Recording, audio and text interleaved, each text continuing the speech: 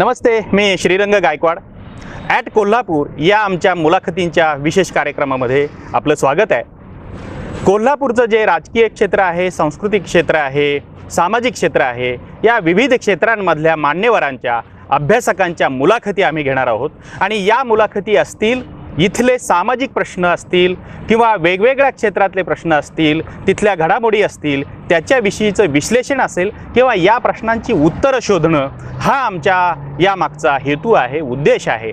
आणि या मुलाखतींच्या माध्यमातून मी सुरुवात करणार आहे शिरोळचा कॅन्सरचा प्रश्न या प्रश्नापासून, कारण शिरोळचा कॅन्सर हा महाराष्ट्रालाच नाही तर आता देशाला माहिती झालेला आहे।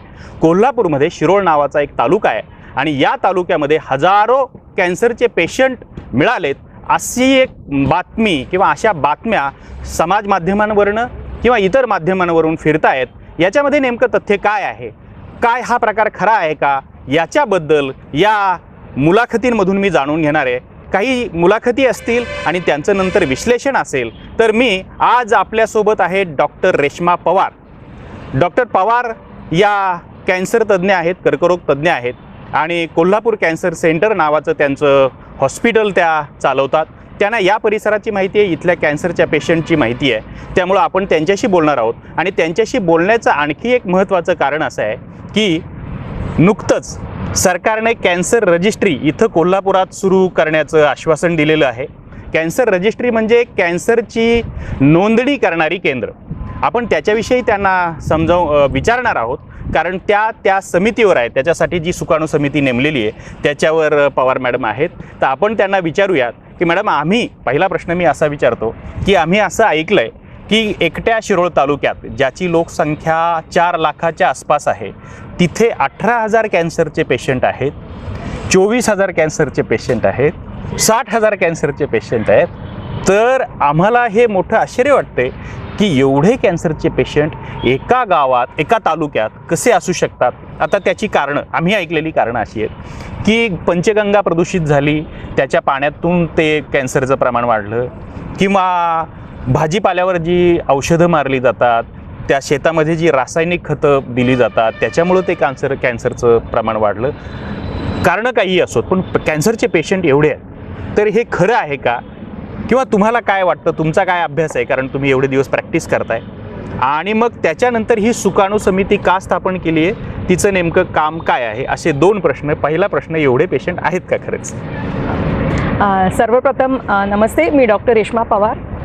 2002 सालीपासून आम्ही कोल्हापूरमध्ये हे हॉस्पिटल चालवतो आहे, कोल्हापूर कॅन्सर सेंटर, जिथे एक्सक्लुझिव्हली कॅन्सरचे पेशंट्सची आम्ही ट्रीटमेंट करत असतो। तर साहेबांनी जे आकडा सांगितला आहे तो आकडा ऐकतानाच माझ्या चेहऱ्यावरची स्माईल आणखीन मोठी होत झाली, कारण 4 लाखाच्या पॉप्युलेशनमध्ये जर 60,000 कॅन्सरचे पेशंट असतील तर ह्याचा अर्थ की प्रत्येक घरात कमीत कमी 2 पेशंट तरी असायला घरात 2 पेशंट असतील। तर ते तसं काहीही नाही आहे। हा आकडा कसा आला, तो 12,000हून 60,000वर कसा गेला, ह्याच्या मागे काय कारण आहे ह्याच्यावर चर्चा न केलेलीच बरी। पण हा जो आकडा आहे, आणि हा आकडा तुम्ही सांगितलं त्याप्रमाणे ज्या सोशल मीडियावरून जगभर आहे, आणि आम्ही कॅन्सरशी रिलेटेड आहोत म्हणून बऱ्याच लोकांचे फोन्स येतात किंवा मेल्स येतात की खरंच असं काय आहे का। मध्ये असंही आलं की कोल्हापूरमध्ये पाण्याचं प्रदूषण झालेलं आहे, लोक तेच विचारायला लागले की कोल्हापूरमध्ये आपण यायचं का नाही, इथे सेफ आहे का बिस्लरीज घेऊन यायच्या। तर ह्या सगळ्या ज्या गोष्टी आहेत, ह्या गोष्टींमध्ये काहीही तथ्य नाही आहे। इतका सारा जर कॅन्सर असता तर तो डेफिनेटली कुठून तरी असा आमच्यासारख्या ट्रीटिंग डॉक्टर्सना लक्षात आला असता। तर असा काही आकडा नाही आहे। आणि हाच जो समाजामध्ये ही जी गोष्ट पसरत चाललेली आहे ती गोष्ट खोटी आहे हे सिद्ध करण्यासाठीच कॅन्सर रजिस्ट्रीचं हा विषय आपण घेतलेला आहे। तर तुम्ही सांगितलं त्याप्रमाणे कॅन्सर रजिस्ट्री ही जी आपण स्थापन करणार आहोत ती पॉप्युलेशन बेस्ड कॅन्सर रजिस्ट्री आहे। पॉप्युलेशन बेस्ड म्हणजे जो पॉप्युलेशन आहे, जे समाजात लोक आहेत त्यांच्या डेटाचा अभ्यास करून त्यांच्यामध्ये कॅन्सरचं किती प्रमाण आहे ह्याचा अभ्यास केला जातो। महाराष्ट्रामध्ये 2-3 ठिकाणी कॅन्सर रजिस्ट्री बरं. आहे हो. आणि शिरोळमध्ये हा वाढलेला आकडा जेव्हा आपण ऐकला तेव्हा टाटा हॉस्पिटल आणि गव्हर्नमेंट ऑफ महाराष्ट्र आणि कोल्हापूर कॅन्सर सेंटर या तिघांच्या एकत्रित हा प्रोजेक्ट आपण करणार आहोत आणि इनफॅक्ट त्याची आम्ही सुरुवात केलेलीच आहे. तर त्याच्या काम करण्याची पद्धत अशी असते की जिथे जिथे कॅन्सरची ट्रीटमेंट दिली जाते किंवा जिथे जिथे चा निदान केलं जातं तिथून तो डेटा कलेक्ट केला जातो आणि ते जे पेशंट्स असतात ते शिरोळमध्ये मधले किती आहेत ह्याचा अभ्यास केला जातो आणि ह्याच्यावरनं आपल्याला इन्सिडन्स कळतो की एखाद्या तालुक्यामध्ये किती कॅन्सरचे पेशंट्स आहेत. त्याला पॉप्युलेशन बेस्ड कॅन्सर रजिस्ट्री असं म्हटलं जातं. तर आता गव्हर्नमेंट ऑफ महाराष्ट्राने तो GR काढला आहे. आत्ताच या महिन्यापासून त्याची आमची सुरुवात झालेली आहे. शिरोळ आणि करवीर तालुक्यामध्ये आम्ही त्याच्यावर काम सुरू करायला लागलेलो आहोत. पण असं मी म्हणेन की it is too early to say की तेवढा कॅन्सर आहे का नाही, पण डेफिनेटली तेवढा कॅन्सर डेफिनेटली शिरोळ तालुक्यामध्ये नाही आहे. मग ही कॅन्सर रजिस्ट्रीची मागणी कुठून आली? लोकांच्यातनं आली, लोकप्रतिनिधींकडून आली, की तुम्हाला असं वाटलं की इथं पेशंट जास्त आहेत? ॲक्च्युली ही जेव्हा न्यूज सगळीकडे जेव्हा व्हायला लागली तेव्हा ॲज ट्रीटिंग डॉक्टर्स आम्हाला स्वतःलाच असं वाटत होतं कोल्हापूर कॅन्सर सेंटरमध्ये की आपण ॲज अ सोशल ऑब्लिगेशन समाजाबद्दल जे काय आपलं थोडंसं देणं आहे ते करण्यासाठी आपल्याला समाजाला हे सांगणं गरजेचं आहे की हे असं काहीही नाही आहे. म्हणून जेव्हा हा विषय चालू होता तेव्हा आम्ही गव्हर्नमेंट ऑफ महाराष्ट्राकडे अपील केली होती आणि at the same time Tata memorial हॉस्पिटलमधले जे डॉक्टर आहेत, doctor Pankaj Chaturvedi and team, doctor Rajesh Dixit जे प्रिव्हेंटिव्ह मेडिसिनचं ते सगळं बघत असतात, त्यांच्या हीकडनं तो एक प्रस्ताव आला होता. त्याच्यासाठी आम्ही तयार झालो आणि फील्ड वर्क जो ग्राउंड वर्क केला जाणार आहे तो कोल्हापूर कॅन्सर सेंटर मार्फत केला जाणार आहे आणि also it will be funded by Kolhapur cancer centre आणि अशा प्रकारे ही ॲक्टिव्हिटी केली जाईल. आता 5 वर्षाचा आम्ही डेटा प्रॉमिस केलेला आहे, पण it is a ongoing activity कारण ती it has to go on to see की काय फरक पडतो आहे का, कुठे जास्त कुठे नाही. म्हणजे कॅन्सर रजिस्ट्री हा फक्त शिरोळसाठी मुद्दा नाही आहे, तो ओव्हरऑल आमच्यासारख्या कॅन्सरच्या डॉक्टर्सना जो रिसर्च करायचा असतो पुढे त्याच्यासाठी हा डेटा खूप महत्त्वाचा असतो की कुठला कॅन्सर कुठल्या वयोगटात कुठल्या प्रकारचा हा सगळा या डेटातनं आपल्याला मिळू शकतो. मॅम, ही सुकाणू समितीची रचना कशी आहे? म्हणजे त्याच्यात कोण कोण आहेत, कुठल्या कुठल्या क्षेत्रातील लोक आहेत, हे एक आहे आणि त्याचं कामकाज कसं चालणार आहे, म्हणजे काय कामाची पद्धत कशी असते? ओके, तर ही ट्रायपार्टाईट अग्रीमेंट आहे. एक Tata hospital is one party, second party is Kolhapur cancer centre आणि third party is government of Maharashtra health department. हे 3 ट्रायपार्टाईट मिळून ही झालेली आहे आणि fourth local supporting party is civil surgeon CPR hospital. असे हे सगळे मिळून ही समिती फॉर्म झालेली आहे. आता त्याचं फंक्शनिंग असं असणार आहे की we have employed 5 data operators, 5 data operators आम्ही एम्प्लॉय केलेले आहेत ज्यांची ट्रेनिंग टाटा हॉस्पिटलमध्ये अतिशय उत्कृष्टरित्या त्यांना ट्रेन केलं गेलेलं आहे. काय ट्रेन केलेलं गेलेलं आहे तर हा डेटा कसा घ्यायचा, त्याच्यातला महत्त्वाचा भाग काय आहे आणि तो अशा पद्धतीने घेतला गेला पाहिजे की तो जो सॉफ्टवेअर आम्हाला जो दिला गेलेला आहे टाटा हॉस्पिटलनी, कॅनरेग नावाचा जो सॉफ्टवेअर आहे त्याच्यामध्ये तो डेटा एंटर कसा करायला पाहिजे हे सगळं ट्रेनिंग टाटा हॉस्पिटलमध्ये आमच्या टीमला केलं गेलेलं होतं. आठवडाभर त्यांची ट्रेनिंग झाली आणि ते आलेत. आता फील्ड असं असणार आहे की ह्या लोकांना गव्हर्नमेंट ऑफ महाराष्ट्राकडनं ID कार्ड्स मिळणार आहेत. हे महत्त्वाचं आहे कारण युजली हॉस्पिटल्समधनं हा डेटा मिळणं कठीण असतं. म्हणून जेव्हा आपले एम्प्लॉईज हे गव्हर्नमेंट ऑफ महाराष्ट्राकडून आलेले आहेत आणि त्याच्या मागचा उद्देश हे चांगलं आहे असं जेव्हा त्यांना क्लिअर होतं तेव्हा हा डेटा मिळतोच आरामात. तर हा डेटा सगळ्या हॉस्पिटल्स जिथे कॅन्सरचे पेशंट्स ट्रीट केले जातील, जे शिरोळचे पेशंट्स कुठे कुठे जाऊ शकतात म्हणजे कोल्हापूर कॅन्सर सेंटर किंवा कोल्हापूरमधील अधिक जे कॅन्सर हॉस्पिटल्स आहेत किंवा सांगली, मिरज हे जे आजूबाजूला जे कॅन्सर हॉस्पिटल्स आहेत तिथून तो डेटा घेतला जाईल. त्याचबरोबर पॅथॉलॉजी लॅबॉरेटरीज जे असतात किंवा गव्हर्नमेंट हॉस्पिटल्स जे असतात जिथे हा डेटा मिळू शकतो कॅन्सरच्या पेशंट्सच्या डायग्नोसिसचा किंवा ट्रीटमेंटचा, तिथून तो डेटा घेतला जातो आणि तो सॉफ्टवेअरमध्ये टाकला जातो.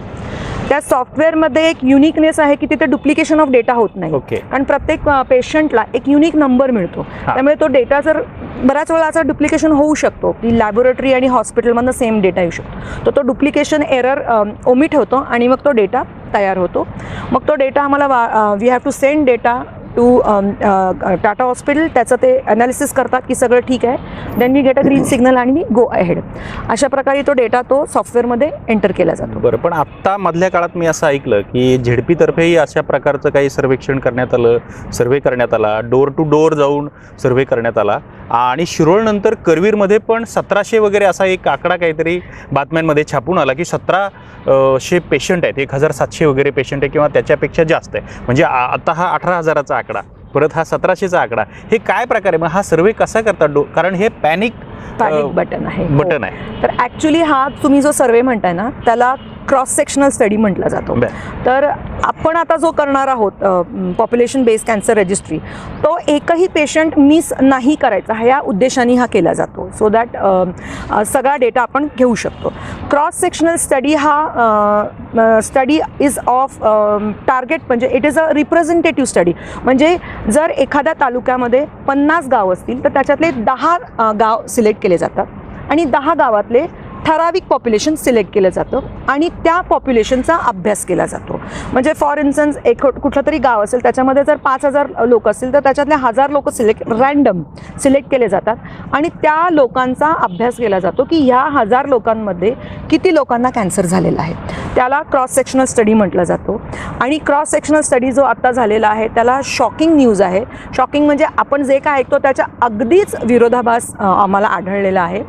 तर हा डेटा ऑफिशियली गव्हर्नमेंटकडून येईलच, पण I can tell you that जो आत्ता क्रॉस सेक्शनल स्टडी झालेला आहे शिरोळला त्याच्यामध्ये साधारणतः 6300 पीपल हॅव बीन स्टडीड आणि त्याच्यातून फक्त 109 कॅन्सर पेशंट्स डिटेक्ट झालेले आहेत, विच इज लेस दॅन 1.3% असं काही. म्हणजे 18,000, 60,000, 24,000 असं काही नाही. 109 म्हणजे तो महाराष्ट्रातल्या कुठल्याही तालुक्यात तो असू शकतो. तेवढाच आहे. आणि हे कॅन्सरचे पेशंट कुठल्या प्रकारचा कॅन्सर आहे? म्हणजे आता याच्यात मगाशी म्हणालो तसं नदीचं पाणी प्रदूषित आहे किंवा रासायनिक खतं औषधं मारली जात आहेत त्याच्यामुळं तो कॅन्सरचा प्रादुर्भाव आहे किंवा त्याच्यामुळं होऊ शकतो असं आहे. तुमच्याकडे जे पेशंट येतात ते कुठल्या प्रकारचे पेशंट? आता मी तुम्हाला जो डेटा दिला आहे तो क्रॉस सेक्शनल स्टडीचा दिला आहे. तर कोल्हापूर कॅन्सर सेंटरमध्ये 2018-2019 या एका वर्षामध्ये 3000 साधारणतः 3500 नवीन पेशंट आलेले आहेत. त्याच्यामध्ये फक्त 135 पेशंट हे शिरोळ तालुक्यातले आहेत. ओके. तर हा डेटा पण तुम्ही समजू शकता की तो फारच म्हणजे नगण्य आहे. म्हणजे बाकी तालुक्यांच्या एवढाच आहे तो. म्हणजे तिथून खूप नवीन पेशंट येत आहेत, खूप जास्त प्रमाणात येत आहेत असं काहीही नाही आहे. आणि आय एम 100% शुअर की हा सिमिलर डेटा तुम्हाला आजूबाजूच्या सगळ्या कॅन्सर हॉस्पिटल्समध्ये मिळणार आहे की एवढाच प्रमाण आहे. कुठे फार जास्त पेशंट आहेत, जवळचे आहेत, लांबचे आहेत असं काही नाही आहे. आता तुम्ही जो प्रश्न मला विचारला की हे पाण्यामुळे हे असं कुठे सिद्ध झालेलं नाही आहे. मध्यंतरी रायचूर विद्यापीठाने एक काहीतरी सर्वे केला आणि त्यांनी पत्रकार परिषद घेतली. ते असं म्हणाले की पाण्यामध्ये त्या पद्धतीचं काही रसायनं सापडलीत किंवा त्या पद्धतीचे त्या खतं औषधांमध्ये मातीच्या नमुन्यांमध्ये तसे काही घटक सापडले ज्याच्यामुळे कॅन्सर होऊ शकतो किंवा इतर गंभीर आजार होऊ शकतात. ॲक्च्युली अशा 2-3 युनिव्हर्सिटीजच्या बद्दल न्यूज पेपरमध्ये आलेली होती. कुठली तरी एक साऊथमधली पण युनिव्हर्सिटी आलेली होती. पण पत्रकार परिषद घेऊन असे स्टेटमेंट्स करणं आणि ॲक्च्युली त्याचे सायंटिफिक पेपर्स प्रेझेंट करणं which can support your statements हे खूप महत्त्वाचं असतं. कारण हे असे पत्रकार परिषद केल्यानंतर आमच्या ऑन्कोलॉजिकल सर्कलमध्ये आम्ही कुठेही असे पेपर्स वाचलेले नाही आहेत की शिरोळच्या पाण्यात आम्हाला हे सापडलं आहे किंवा ते सापडलेलं आहे. इनफॅक्ट आमच्यापैकी कोणीतरी त्यांना लिहिलं पण होतं की please give us documentary evidence, पण तसं काही कुठे अजून आलेलं नाही आहे. अच्छा. की तिथं काहीतरी वेगळं आहे जे दुसरीकडे नाही आहे असं माझ्या तरी ऐकण्यात नाही आहे. म्हणजे हे पाण्याचं प्रदूषण किंवा मातीचं प्रदूषण याच्यामुळं ते आलेले नाहीत असं म्हणता येईल. हा, असं सिद्ध झालेलं नाही. सिद्ध झालेलं नाही. मध्यंतरी आपल्याकडे म्हणजे असं म्हणतातच सगळेजण तंबाखूमुळे कर्करोग होतो. तर सिगारेटच्या पाकिटावर तंबाखूच्या किंवा गुटख्याच्या पुड्यांवरही लिहिलेलं असतं तंबाखूमुळं तो कर्करोग होतो. आपल्याकडं कोल्हापूरच्या जवळ निपाणी जे गाव आहे तिथं तंबाखूचं सगळ्यात जास्त उत्पादन घेतलं जात होतं. आता काही कमी झालंय, पण आता ज्या प्रकारचे पेशंट आहेत ते तंबाखू खाण्यामुळे त्यांना कॅन्सर जास्त झालाय असं म्हणता येईल, की आणखी कुठल्या प्रकारचा कॅन्सर जास्त प्रकारे इथं आढळतो? ओके, तर एक 8 ते 10 वर्षापूर्वीपर्यंत सगळ्यात नंबर 1चा कॅन्सर होता तोंडाचा कॅन्सर. ओके. म्हणजे मेल फिमेल्स दोन्ही मिळून तोंडाचा कॅन्सर. पण आता unfortunately breast cancer has taken over oral cancer. म्हणजे फिमेल्समध्ये तर नंबर 1 आहेच तो, पण मेल अँड फिमेल्समध्ये सुद्धा तो ओरल कॅन्सरला मागे टाकलेला आहे. कारण आता ब्रेस्ट कॅन्सरला एपिडेमिक डिझीज, साथीचा रोग असा म्हटला जातो, फार फोपाट्याने वाढतोय. आणि त्याला एकच कारण आहे, म्हणजे तुम्ही मला विचारलंच आता का, तर त्याचं एकच कारण आहे म्हणजे पाश्चिमात्य देशांचं जीवनशैलीचे अनुकरण. एक काळ असा होता जेव्हा अमेरिकेमध्ये 10 पैकी 3 बायकांना कॅन्सर होत होता, ब्रेस्ट कॅन्सर. आता तो प्रमाण कमी झालेलं आहे, ते आता आपल्याकडे वाढत चाललेलं आहे. तर पाश्चिमात्य देशातील ज्या बायका, त्यांचं जे लाईफस्टाईल, वेस्टर्न लाईफस्टाईल होतं, ते आता आपल्या बायका फॉलो करायला लागले आहेत. एक 10 वर्षापूर्वी ब्रेस्ट कॅन्सर हा शहरी बायकांचा आजार म्हटला जायचा आणि ग्रामीण बायकांमध्ये गर्भाशयाचा होता. पण आता तसं नाही, आता तो दोन्हीकडे 1 नंबरवरच आलेला आहे. Simply because of imitation of western culture. तर इमिटेशन ऑफ वेस्टर्न कल्चर म्हणजे काय, तर आजकालच्या मुली जॉब्स बघायला लागलेल्या आहेत, घरातनं बाहेर निघायला लागलेल्या आहेत आणि जॉब्सची सिक्युरिटी साठी उशिरा लग्न करणं, लग्न झाल्यानंतर मूल न होऊ देणं किंवा एकच मूल होऊ देणं आणि मग मूल उशिरा लग्न झाल्यामुळे IVFची ट्रीटमेंट घेणं, हॉर्मोनल ट्रीटमेंट्स घेणं आणि मग ऑलरेडी 32-33 वर्ष झालेले असं वेळ नसतो, त्यामुळे पटकन IVF सायकल्स घेऊन हे जे सगळं हॉर्मोन्सचा जो मारा होतो शरीरावर, त्याच्यामुळे ब्रेस्ट कॅन्सरला खूपच मोठं हे पुश मिळालेलं आहे. त्याच्यानंतर मग मूल झालं आणि मग सुट्ट्या मिळत नाहीत म्हणून ब्रेस्ट फिडिंग करायचं नाही. तर ब्रेस्ट फिडिंग हे जितकं मुलाला महत्त्वाचं असतं, फायद्याचं असतं, तितकंच ते त्या स्त्रीला ब्रेस्ट कॅन्सरपासून वाचवतं. ही गोष्ट आजकालच्या मुलींना माहीत नसते, त्यामुळे त्या ब्रेस्ट फिडिंग एक 40 दिवस करतात आणि सोडून देतात. जपान आणि अमेरिकेमध्ये 2-2 वर्ष सुट्ट्या मिळतात बायकांना जस्ट फॉर ब्रेस्ट फिडिंग, आणि आपल्याकडे बरोबर त्याच्या विरुद्ध आहे की आपल्याकडे त्या सुट्ट्या तेवढ्या मिळत नाहीत. तर ह्या ज्या सगळ्या गोष्टी आहेत, त्याच्याबरोबर fast food, smoking, alcohol, sedentary lifestyle, हे सगळ्या ज्या गोष्टी आहेत, ओबेसिटी, वजन, हे स्थूलपणा, या सगळ्या गोष्टी are proved to cause breast cancer. म्हणून स्त्रियांमध्ये ब्रेस्ट कॅन्सर खूप वाढत चाललेलं आहे. ओरल कॅन्सर कमी झाला असं म्हणता येणार नाही, पण ब्रेस्ट कॅन्सर त्याच्याहून जास्त वाढला आहे, म्हणून तो 1 नंबरवर जाऊन पसरलेला आहे. आणि ओरल कॅन्सर म्हणायचं गेलं तर ओरल कॅन्सरचं आता कसं झालेलं आहे, आधीच्या काळी बरीच म्हणजे शेतात काम करणारे शेतकरी असे खूप सारे वर्ष तंबाखू खायचे आणि त्यांना 50-60 कॅन्सर व्हायचा. मग ते आपण ऑपरेशन करायचं आणि मग त्यांना रेडिएशन देऊन ते बरे व्हायचे. पण आजकालचं सिनेरिओ तसं नाही. आजकाल 20 to 40 हा जो एज ग्रुप आहे, ज्याच्यामध्ये लोक गुटखा खातात, म्हणजे 20 वर्ष 30 वर्ष तंबाखू खाल्लेल्यांना कॅन्सर होत नाही, पण 6 महिन्यात गुटखा खाल्लेल्या मुलांना आजकाल कॅन्सर होतो. कारण gutkha is too much carcinogenic then tobacco. त्याच्यामध्ये 400 प्रकारच्या वेगवेगळ्या प्रकारच्या कार्सिनोजेनिक गोष्टी आहेत, ज्याच्यामुळे हा कॅन्सर होण्याचं प्रमाण जास्त असू शकतं. हे फारच गंभीर आहे, म्हणजे तरुण पिढीला बर्बाद करणारी गोष्ट आहे गुटख्यासारखी. आणि म्हणजे तुम्ही आता ते तरुण पिढीला म्हणतात गुटखा, तर ॲट द सेम टाईम फिमेल्सच्या बाबतीत तेच झालं आहे की 10-20 वर्षापूर्वी 60% ब्रेस्ट कॅन्सरच्या पेशंट्स ह्या 40च्या पुढच्या होत्या, आणि आत्ता गेल्या 10 वर्षामध्ये 60 ते 70% बायका ह्या 40च्या आधीच्या आहेत. म्हणजे 20 ते 40 ह्या वयोगटातल्या पेशंट्स 60 ते 70% असतात. म्हणजे असं एक होलिस्टिकली बघायला गेलं तर 20 ते 40% ह्या एज ग्रुपमधले पुरुषसुद्धा तंबाखूमुळे कॅन्सरग्रस्त होत आहेत आणि बायकासुद्धा ब्रेस्ट कॅन्सरमुळे. त्यामुळे ही जी फळी आहे, ज्यांनी त्यांची फॅमिली एस्टॅब्लिश करायला पाहिजे, समाजाचं काहीतरी उद्धार करायला पाहिजे, समाजाच्यासाठी ज्यांचं जे काय देणं आहे ते दिलं पाहिजे, किंवा देशाची प्रगती करण्यामध्ये ज्यांनी मदत करायला पाहिजे, ती फळीच नष्ट होत चाललेली आहे. म्हणजे खूप गांभीर्याने या गोष्टीकडे आपण बघायला पाहिजे. आणि गांभीर्याने बघायला पाहिजे म्हणजे काय करायला पाहिजे, तर पुरुषांचं बघायला गेलं तर जे काय लॉज गव्हर्नमेंटनी केलेले ते आर ऑन पेपर, त्याला स्ट्रिक्ट इम्प्लिमेंटेशनची गरज आहे. जसं की गुटखाचं बॅन, गुटख्यावर जो बॅन आहे तो नीट it has to be implemented. त्याच्याबरोबर एक कॉटपा म्हणून एक लॉ आहे, cigarette and other tobacco products abolition law. त्या लॉप्रमाणे शाळा आणि शाळेच्या भोवती 100 पेरिमीटरच्या ह्याच्यामध्ये तंबाखू विकणं अलाउड नाही आहे. त्याच्यानंतर मग जर आतमध्ये शाळा किंवा गव्हर्नमेंट इन्स्टिट्यूट्समध्ये तंबाखू खात असेल तर त्यांना फाईन आहे, किंवा मग ते ठराविक प्रकारचे बोर्ड्स लावायचे आहेत. प्लस पान टपरींवर ठराविक प्रकारचे बोर्ड्स लावायचे आहेत, किंवा सिगरेटवरचे साईज ऑफ ते जे इन्फॉर्मेशन आहे ती वाढवायची आहे. हे सगळं नीट इम्प्लिमेंट होत नाही आहे.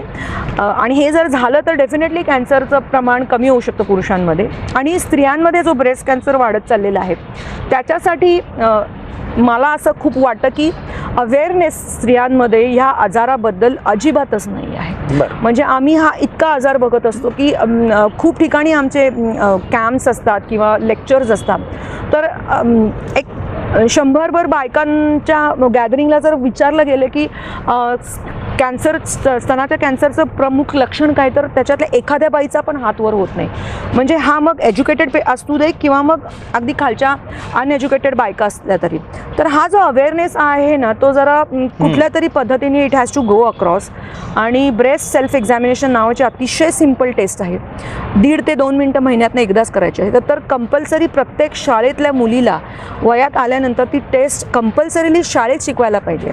जसं सेक्स एज्युकेशनवर आता भर दिला जातोय त्याचप्रमाणे ब्रेस्ट सेल्फ एक्झामिनेशनवर तेवढंच भर देऊन प्रत्येकाला ते शिकवलं गेलं पाहिजे. हे माझं खूप ठामपणे मत आहे, कारण मी खूप जवळून ह्या पेशंट्स बघते. आणि म्हणजे कायद्याची अंमलबजावणी व्हायला पाहिजे कठोरपणे, हा एक मुद्दा आहे. आणि दुसरा जनजागृतीचा मुद्दा आहे, लोकशिक्षणाचा मुद्दा आहे, तो व्हायला पाहिजे. तर हे प्रमाण कमी होईल आणि विशेषतः नवीन पिढी याच्यापासून वाचेल. जी राष्ट्र उभारणीसाठी जी तुम्ही म्हणताय तसं जी आवश्यक आहे ती वाचेल. मी परत त्या मुद्द्याकडे, शिरोळच्या कॅन्सरच्या मुद्द्याकडे तुम्हाला आणतो की मला म्हणायचं असं होतं की आता हा ब्रेस्ट कॅन्सर आहे किंवा हे तंबाखूमुळे होणार आहे किंवा आणखी अशा कुठल्या प्रकारचा कॅन्सर की तुम्ही बघितलं की हे कॅन्सरचे पेशंट या प्रकारचे अलीकडच्या काळात वाढायला लागले? ॲक्च्युली ब्रेस्ट आणि ओरलचेच वाढत आहेत, पण आमचा जो हॉस्पिटल बेस्ड कॅन्सर रजिस्ट्री आहे, आम्ही एक हॉस्पिटल बेस्ड कॅन्सर रजिस्ट्री पण रन करतो. म्हणजे आमच्याकडे आमच्या हॉस्पिटलमध्ये येणारे जे पेशंट आहेत त्याचा ॲनालिसिस केला जातो. तर त्याच्यामध्ये एक फाइंडिंग आम्हाला सापडली आहे की कोल्हापूर, सांगली आणि मिरज ह्या पॉकेटमध्ये अन्ननलिकेचे कॅन्सरचे पेशंट थोडेसे जास्त प्रमाणात आढळत आहेत. तर त्याच्यावर आता अभ्यास चालू आहे. कदाचित तो सुद्धा असोसिएटेड आहे तंबाखू आणि अल्कोहोल आणि ह्या सगळ्या गोष्टींच्याशी संबंधित असण्याची शक्यता आहे. पण ही फाइंडिंग आम्हाला आता डिस्टिंक्टली ऑब्झर्व झालेली आहे की अन्ननलिकेचे कॅन्सरचे पेशंट ह्या आपल्या भागामध्ये जरा जास्त दिसतात. बरं, आणि त्याची कारण ही पारंपरिकच आहेत, अल्कोहोल असेल, nothing to do with Shirol, वेगळं काही त्याच्यामध्ये नाही. आता एक सांगा की आता तुम्ही हा सर्वे करणार आहात या तुमच्या सुकाणू समितीतर्फे, किंवा ही जर कॅन्सर रजिस्ट्री आहे, कर्करोग नोंदणी केंद्र असं त्याला मराठीत म्हणूया, तो हा जो सर्वे करणार आहे तो परत एकदा सांगा सोप्या पद्धतीने की तुम्ही घरोघर जाऊन किंवा तो कसा करणार आहात. म्हणजे लोकांना असं वाटायला नको की एकदम काहीतरी वेगळ्या पद्धतीने आता आपलं कॅन्सरचं चेकअप करतायत, हे काहीतरी गंभीर आहे. नाही, तर आता ही जी कॅन्सर रजिस्ट्री आहे ना, ह्या कॅन्सर रजिस्ट्री करत असताना आमचा पेशंटशी अजिबात संबंध येणार नाही. Okay, it is not like cross sectional जी झाली, मी त्याचा तुम्हाला आकडा दिला, तो घरोघरी जाऊन केला गेलेला आहे.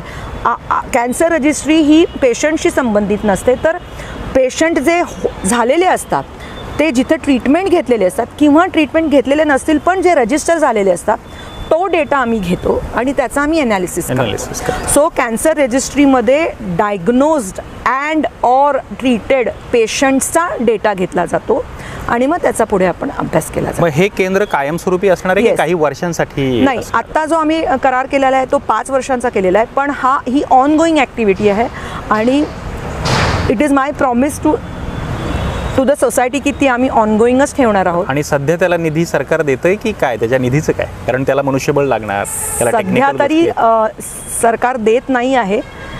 सध्या कोल्हापूर कॅन्सर सेंटरच फंड करत आहे ते. अच्छा, पण बघूया पुढे सरकार देईल असं आपण अपेक्षा करूया. हो, कारण हे लोकांचं काम आहे, समाजाचं काम आहे, पर्यायानं सरकारचं काम. टाइम देतील ते, कारण ही महत्त्वाची गोष्ट आहे. बरोबर. मगाशी आपण जनजागृतीचं बोललो, तसं तुम्ही तुमच्या वैयक्तिक पातळीवर किंवा ह्या तुमच्या कोल्हापूर कॅन्सर सेंटरच्या माध्यमातून काय प्रयत्न केले जनजागृतीच्या विषयी कॅन्सरचे? ओके, आणि काय करायला पाहिजे, करणार आहात? तर जनजागृती म्हणायचं तर मी एक स्त्री आहे पहिला आणि मग एक डॉक्टर आहे. माझ्याकडे येणारे प्रत्येक फिमेल पेशंट जी मी बघते, म्हणजे नुसती फिमेल नाही पण स्पेसिफिकली फिमेल, तर जेव्हा ती समोर येते आणि ती पेशंट म्हणून माझ्यासमोर बसते तेव्हा माझं सगळं आजूबाजूचं विचारसरणी माझी सुरू होते. हिचं वय काय, हिच्या मुलाचं वय काय असेल, आणि आता हिला हे झालं आहे, आता हिला हे झाल्यानंतर तिचं काय होईल, बरं ती बरी होईल पुढच्या 6 महिन्यात, पण त्या 6 महिन्यामध्ये तिच्या फॅमिलीमध्ये काय काय होऊ शकतं, हे जेव्हा मी बघत आले कितीतरी वर्ष, तर त्याच्यानंतर आमच्या हॉस्पिटलमधल्या सगळ्याच डॉक्टर्सनी we have taken up this issue very seriously, की आपल्याला जनजागृती करायला पाहिजेच या गोष्टीबद्दल. आणि ह्या अनुषंगाने आमच्या हॉस्पिटल बरोबर आमची जी ट्रस्ट आहे Chhatrapati Shahu cancer research foundation, या ट्रस्टमार्फत आमचे रेग्युलर ऑल द प्लेसेस जिथे जिथे जमेल तिथे तिथे आम्ही ह्याच्याबद्दल लेक्चर्स घेतो आणि कॅम्प्स घेतो. आणि त्याच्याबरोबर कॅन्सर हा विषय असा आहे की त्याच्यामध्ये दिवसाला नाही तर तासाला रिसर्च होत असतो.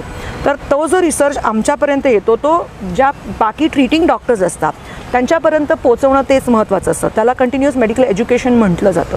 हे बघा, पेशंट आमच्याकडे येतात ना, ते एक 90% डायग्नोज होऊन येतात, कारण कॅन्सर सेंटर आहे. पण हा पेशंट सगळ्यात पहिला कोण बघतो, तर जनरल प्रॅक्टिशनर्स बघतात. तर त्यांना हे जे इनोव्हेशन्स होत असतात त्याच्याबद्दल माहिती देणं तितकंच गरजेचं असतं. तर त्यांच्यासाठी लेक्चर सिरीज अरेंज करणं, हे जे काही नवीन गोष्टी होत असतात ह्या सगळ्याबद्दल माहिती देणं, ही आमची ऑनगोईंग ॲक्टिव्हिटी असतेच. आणि प्लस कॅम्प्स आणि ह्या बायकांच्या एस्पेशली ज्या ग्रुप्स असतात त्यांच्याकडे जाऊन आमचे जे लेक्चर्स असतात ते आम्ही देत असतो. त्यांना ब्रेस्ट सेल्फ एक्झामिनेशनचं ट्रेनिंग देत असतो. त्याच्याबरोबर आशा वर्कर हा सगळ्यात महत्त्वाचा दुवा आहे. त्यांना आम्ही वारंवार ट्रेनिंग देत असतो. महत्त्वाची जी लक्षणं आहेत कॅन्सरची ती त्यांना जर कळली तर त्यांच्यासारखं दुसरं कोणीही नाही आहे कॅन्सर पिकअप करणार आहे, कारण त्यांचा इतका रापो असतो प्रत्येक माणसांबरोबर. तर त्यांना ट्रेनिंग चालू असते. हे अशा प्रकारचे आमचे प्रोग्राम सुरू असतात. बरं. आणि आणखी एक शेवटचा प्रश्न फक्त मी विचारतो की आपल्याकडं शिरोळच्या लोकांना, कारण सगळे शेतकरी आहेत, सामान्य कुटुंबातले लोक आहेत, हे आपण भाजीपाला खावा की न खावा, विकावा की न विकावा, पाणी प्यावं की पिऊ नये, असे काही प्रश्न आहेत त्यांच्या मनात. आणि सगळ्यात महत्त्वाचं म्हणजे कोल्हापूर हे पर्यटकांचं केंद्र आहे. पर्यटकांची पहिली पसंती कोल्हापूरला असते, कोल्हापूर परिसराला असते. इथून पर्यटक कोकणात जातात, गोव्यामध्ये जातात. त्यांनाही कोल्हापुरात आल्यावर या माध्यमांमधल्या बातम्या ऐकून वाचून की न जाणो इथलं पाणी पिऊ का नको, मी माझं पाणी बरोबर घेऊन येतो, इथली भाजी फळं काही घेऊ का नको, अशी एक भीती कुठंतरी मनात निर्माण झालेली आहे. या सगळ्या लोकांना तुम्ही काय मेसेज द्याल तुमच्या बाजूने? ओके, तर मी इतकाच संदेश देऊ इच्छिते की ह्या ज्या गोष्टी आपण ऐकतोय आता अबाउट कॅन्सर, पाण्यामुळे, कीटकनाशकांमुळे किंवा मातीमुळे, तर असं कुठेही सिद्ध झालेलं नाही आहे कुठल्याही टेस्टमध्ये की तसं काही आहे. त्याचबरोबर पेशंट्सची जी संख्या आम्ही बघतोय किंवा जे आम्ही आता सर्वेस करतो आहे ह्याच्यातनं सुद्धा कुठेही असं सिद्ध झालेलं नाही आहे की शिरोळमधल्या पेशंट्सच्या संख्या जास्त आहे इतर डिस्ट्रिक्ट्स किंवा इतर गावांपेक्षा. तसंही काही नाही. आणि कोल्हापूरमध्ये तर असं अजिबातच नाही आहे. हे आता काहीतरी नवीनच आम्ही ऐकतो आहे. तर कोल्हापूर हे अतिशय सुंदर पर्यटन स्थळ आहे. अंबाबाईचं त्याच्यावर वरदहस्त आहे आणि इथे अशी कुठलीही गोष्ट नाही आहे आणि कुठल्याही पर्यटकांनी त्याच्याबद्दल कुठली मनात शंका बाळगू नये. आणि आय थिंक एक पुढच्या साधारणतः 6 ते 8 महिन्यामध्ये जेव्हा आमचा पहिला रिपोर्ट येईलच कॅन्सर रजिस्ट्री, तेव्हा आम्ही विथ डॉक्युमेंटेशन तुम्हाला डेफिनेटली प्रूव्ह करून दाखवू की शिरोळ किंवा कोल्हापूरमध्ये कुठल्याही प्रकारचा कॅन्सरचा इन्सिडन्स बाकीच्या कुठल्याही तालुक्यांपेक्षा जास्त नाही आहे. Yes ma'am, thank you so much. तुम्हाला थँक्यू याच्यासाठी म्हणतो कारण तुम्ही ही जी भीती होती, एक कर्करोग तज्ज्ञ म्हणून किंवा तुम्ही प्रॅक्टिस करता, कर्करोगाचे पेशंट बघता, या सगळ्या वातावरणात तुम्ही राहिलेला आहात, पेशंट पाहत आहात.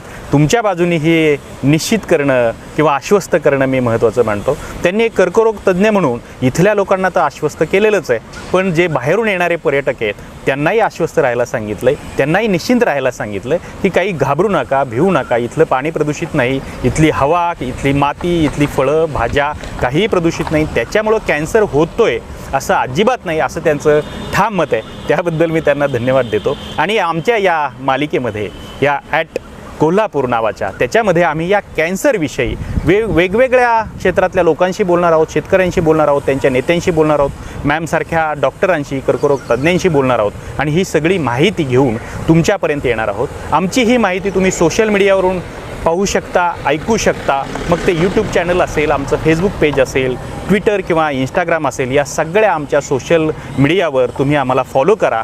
या आमच्या लिंक्स लाईक करा, मित्रांमध्ये शेअर करा. कारण ही एक जनजागृतीचं आपलं उत्तरदायित्व आहे, आपली जबाबदारी आहे की हा पॉझिटिव्ह मेसेज लोकांमध्ये, समाजामध्ये राहायला पाहिजे. समाजाची मन निकोप राहायला पाहिजे, शरीर सुदृढ राहायला पाहिजे. निकोप समाजासाठी हे अत्यंत गरजेचं आहे. त्यामुळं आमचं फेसबुक पेज तुम्ही लाईक करायला विसरू नका, शेअर करायला विसरू नका. आमच्यासोबत राहा, आमच्याशी जोडलेले राहा.